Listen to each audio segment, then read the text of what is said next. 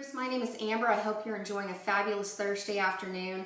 And I'm in the process of getting ready to film my palette collection video. And while I was pulling everything out, the idea struck me that I needed to film a top 10 Holy Grail successful project pan tips video. So, I know that I filmed a video like this several months ago, but these are like, my ideas have changed a little bit, and I feel like these will be to the point. And you know, if you're hitting that brick wall with your project pan, or you're new to wanting to use up your makeup collection, I feel like these are slam bam in your face ways to just make you successful in your endeavors to use up your makeup collection. So here we go, top 10 Holy Grail project pan tips. Number 1, get in touch with other project panners. That is the best way. Start networking. Film YouTube videos. If you're not into filming, you can follow YouTubers. You can follow bloggers who are project panning. Type in project pan updates into your search engine on YouTube, and then filter it to show by upload dates, so you see where everybody currently is in their collections. There are so many of us here on YouTube that are project panning, and we are all achieving tremendous success because we follow each other. We comment on each other's videos. We give that encouragement when we start feeling like we're hitting brick walls with our products. It is phenomenal. Come join us if you haven't already, because like I said, I am watching so many of you move through your collection, and you're using and getting that investment out of the money that you've put into your makeup. So yes, network, network, network. Number 2, depot your collection. It is far too easy to forget what we have, especially if you have large palettes. It's fun to use them for those first few weeks because it's new, it's exciting, but then after a month, we all do it. We put them away in a drawer of our, if you have the Alex drawers, or if you have a file organizer that you're putting your palettes in, or you have a bin. Regardless, you know that palette gets shoved in there and it is long forgotten about for 2, 3, 4, sometimes 5 years. And then you look at it and you realize, oh, I haven't touched that in a while. Depot your stuff, because if you spend that time depotting, I guarantee you're going to start seeing duplicates across the board. For me, it started with seeing that I had so many pans of gold eyeshadow, because within every Urban Decay palette, there's gold shadow. I realized I had it in my Lorac Pro palette, in Maybelline duos, in Stila palettes, and it's like, I have so much gold eyeshadow, and I wasn't even crazy about it at the time. So when you depot your stuff, it makes you very, very aware of what you have. And when you put it all in one place, it's that whole deal. You don't use it when you don't see it. So if you can instantly look in your collection and see your palette and go, oh, it makes it easier to walk away from things when they come out onto the market. So depot your stuff. You'll see when I do my palette collection video, I have Z palettes where I have depotted eyeshadow duos, quads, drugstore quads. If you don't want to buy Z palettes, you can go on to Etsy. There's a shop that I bought from. I'll annotate here. The shop is called Another Soul.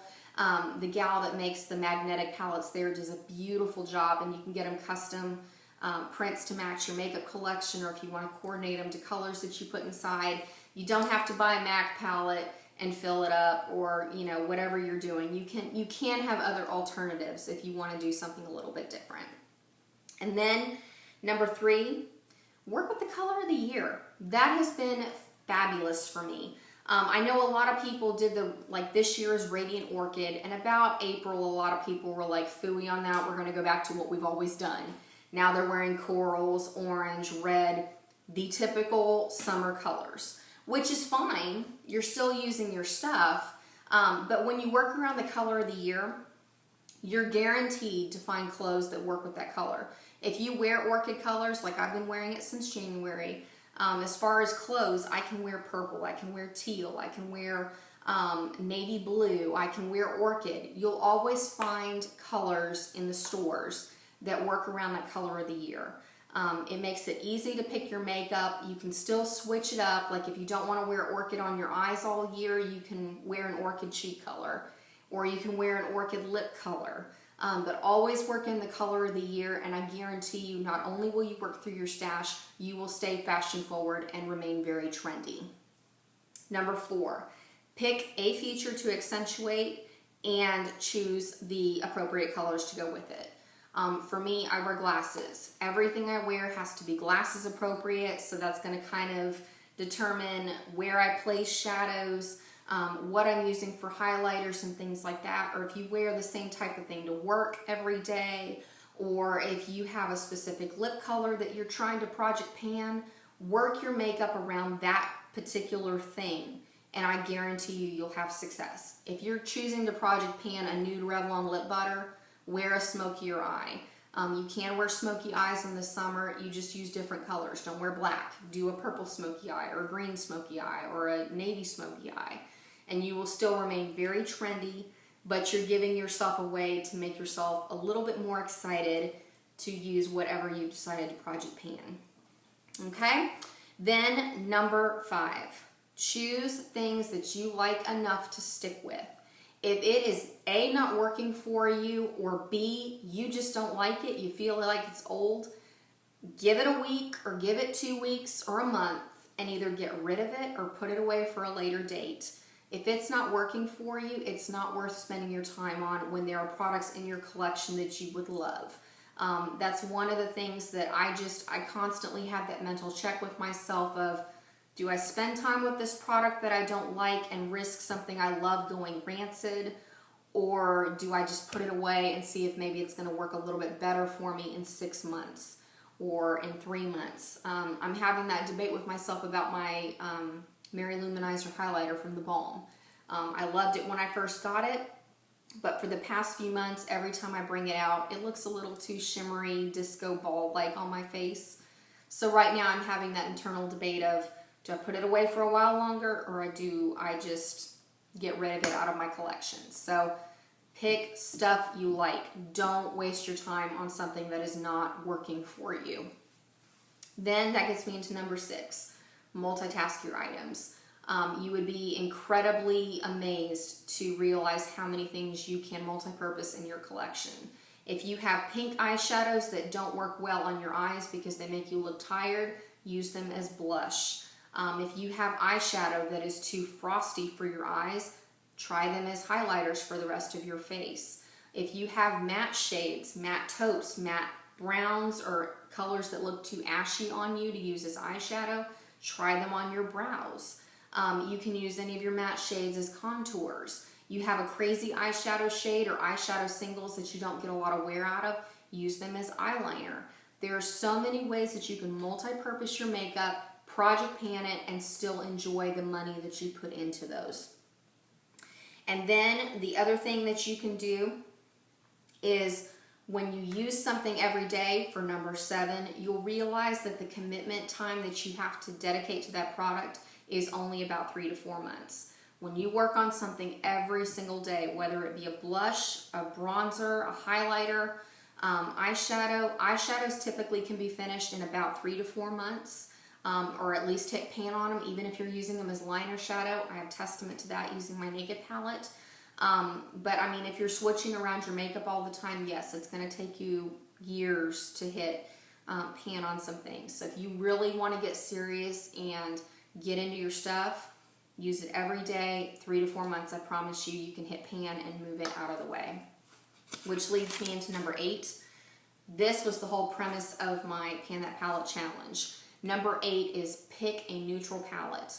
Pick that neutral palette because you can stick with it every single day and rotate all of your other shades in with it. That way you're always project panning a neutral palette. You can mix in your single shadows. You can mix in colors from other palettes. And when you're done with those neutral shades in that palette, you can find duplicates within other neutral shadows in your collection. Most of us have more than one neutral palette. So like when I finished Naked out of my Urban Decay Naked palette, I found Desert from my Steal It in the No palette. Or if I finished my Black Shadow Creep, I can use another black shadow from another palette. You don't have to keep repurchasing and repurchasing and repurchasing while you're forgetting everything that you already have stashed away somewhere in your makeup area. And then number 9, create some kind of accountability for yourself. If you are filming, fabulous. I want to watch your videos if I don't already, by the way. The other thing you can do is you can start a blog. If you don't want to put yourself out on the internet, you can, take photos. Take photos of your makeup, and so that way, those days that you're feeling discouraged, you can look back and say, this is where I was a month ago, or this is where I was 6 months ago.